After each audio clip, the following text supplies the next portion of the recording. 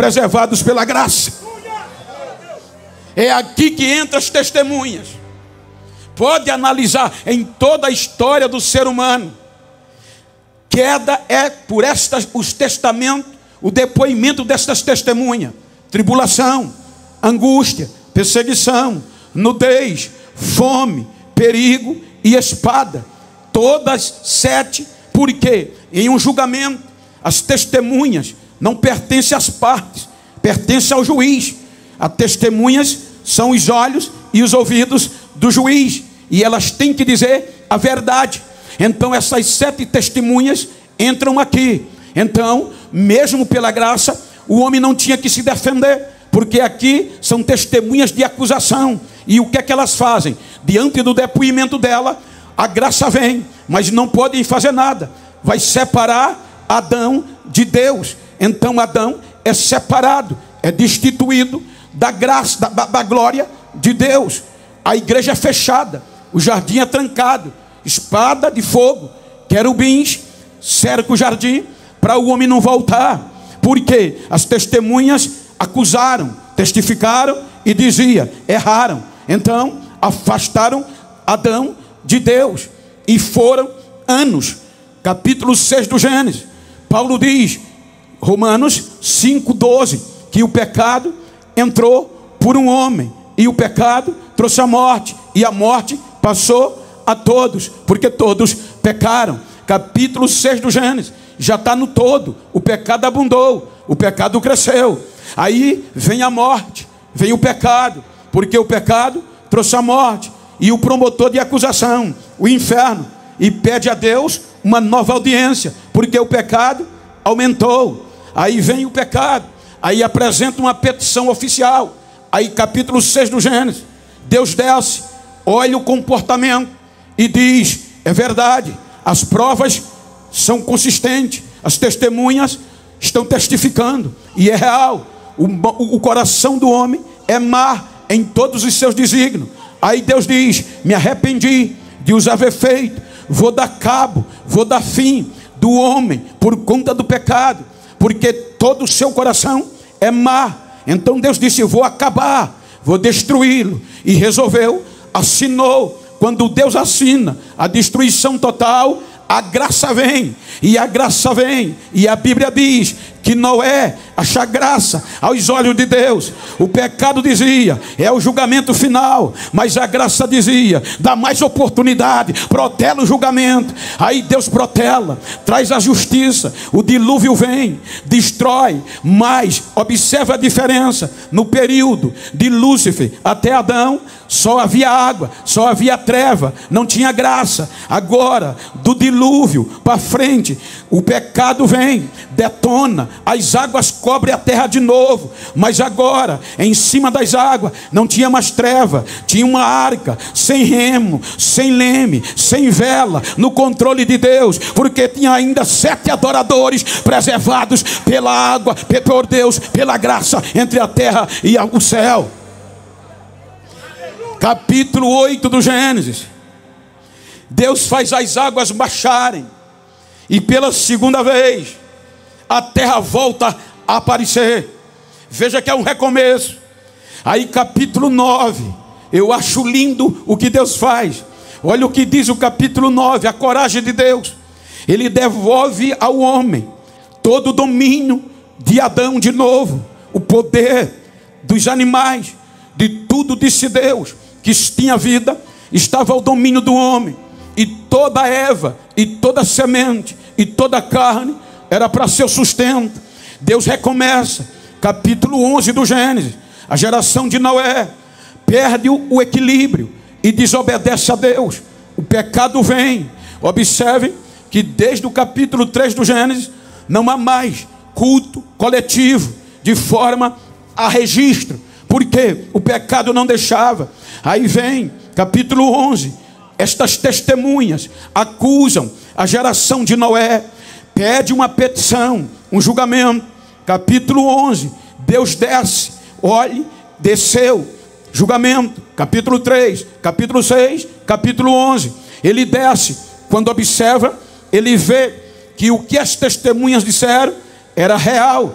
Então ele diz: desçamos, porque o coração do homem é má. O Espírito vem e confunde a geração de Noé, e estas testemunhas afastam eles de Deus, e são espalhados sobre a terra, sem diálogo, cada um com o seu idioma, cada tribo com o seu idioma. Não havia relacionamento. Aí quando todas se afastaram de Deus, aí vem o capítulo 12 do Gênesis. E o capítulo 12 do Gênesis vem Deus com um projeto espiritual, coletivo, para ser adorado de novo. Veja que o capítulo 12 do Gênesis, versículo 3, há um objetivo: Abraão, por meio de ti, eu abençoarei a todas as famílias da terra. Deus estava dizendo: eu vou por meio de você criar um projeto e vou trazer a mim todas as famílias da terra. Vai ter adoração de novo na terra, Abraão. Ei,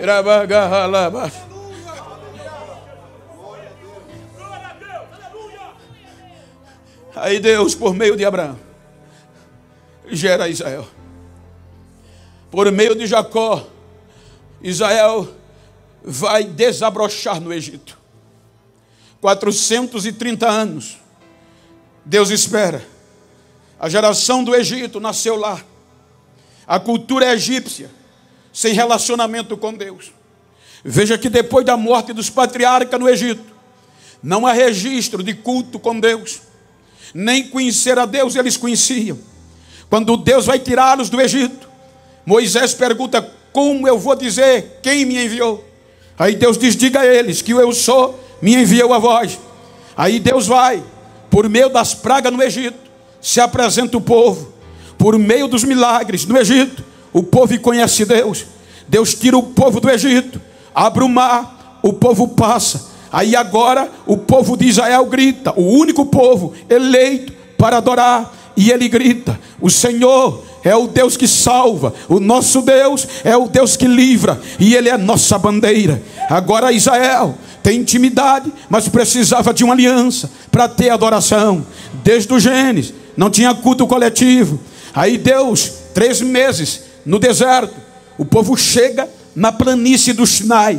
Aí Deus chama Moisés, capítulo 24 do Êxodo, e quer descer na terra para ser adorado como no princípio. Aí Êxodo diz que Moisés vai ao monte e Deus propõe ao povo, por meio de Moisés, uma aliança. Êxodo, por favor, Êxodo 24, versículo 3.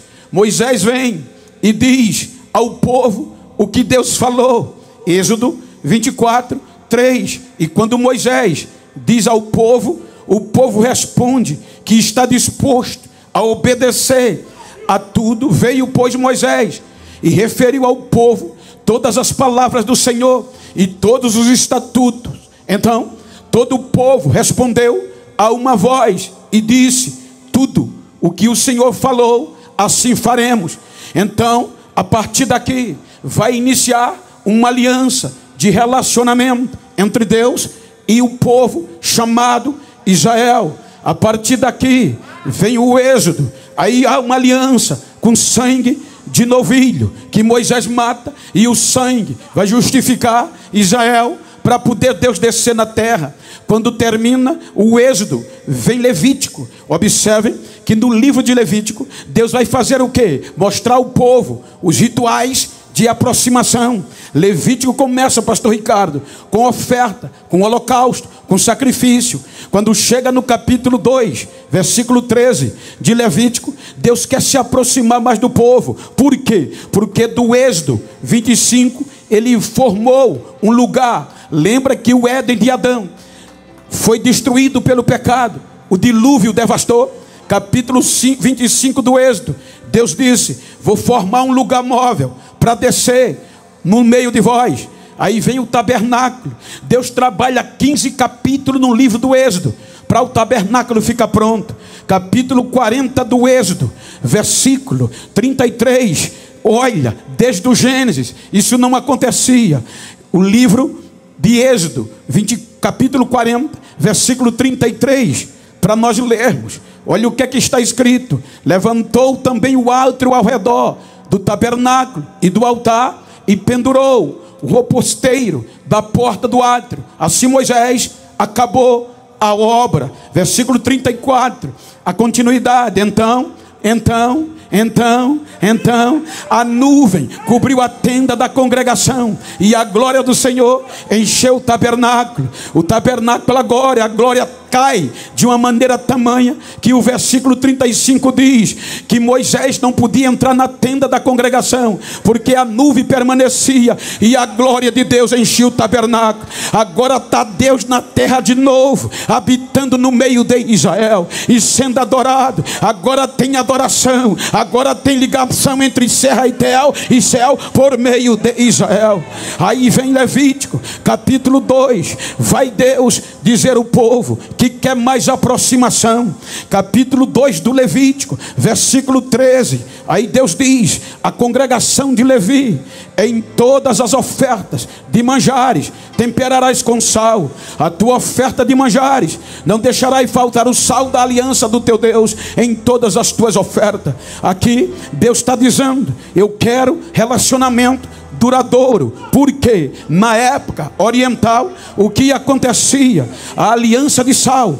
Por exemplo, eu tenho amizade com o pastor Sérgio e respeito, eu quero ter relacionamento duradouro com ele. Aí eu dizia: pastor Sérgio, quero ter uma aliança inquebrável com o senhor e a nossa família. Como é que a gente vai celebrar? O ápice desta aliança era o sal. O senhor vai comer na minha casa, comer do meu sal, e eu vou comer da sua. Por isso que era oferta. Deus recebia a oferta e descia para isso. Porque os ingredientes do sal são duradouros, são perenes. Aí isso dizia que aí quando ele comia do meu sal e eu do dele, dizia: firmou, celebrou a nossa aliança. Se o pastor Levi um dia dissesse: não, eu não acredito na aliança de vocês, ela não é duradoura, aí eu dizia: assim, há sal entre nós, e se tem sal, é duradoura, é inquebrável.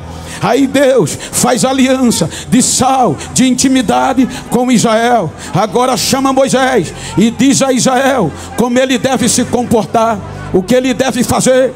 E agora há um relacionamento íntimo. Aí vem Moisés e o povo adorava. Aí Deus resolve, olha que coisa linda. O templo vem. Agora não é mais móvel, é o templo. E quando o templo é inaugurado, segundo as Crônicas 7:12, Deus gostou tanto que, vou usar o nosso linguajar, a Salomão: eu agora vou morar na terra, eu vou ter caixa postal, eu vou ter CEP, vou firmar o meu endereço entre vocês, judeus, porque eu gostei tanto do que eu vi. Aí, segundo as Crônicas 7:12, ele disse: mesmo se eu me abusar com vocês e dizer a chuva não desça mais, e quando eu disser aos gafanhotos coma a lavoura do povo, então quando este povo que se chama pelo meu nome orar, buscar a minha face, se converter dos seus maus caminhos, eu vou ouvir toda a oração que seja feita neste lugar, porque aqui estarão os meus ouvidos e os meus olhos atentos. No versículo 16 de 2 Crônicas 7, ele diz, versículo 16: porque escolhi e santifiquei esta casa, para que nela esteja o meu nome de forma perpétua. Estarão nela os meus olhos e o meu coração. Deus estava dizendo: eu estou descendo para morar na terra de novo. Agora Deus está morando na terra de novo.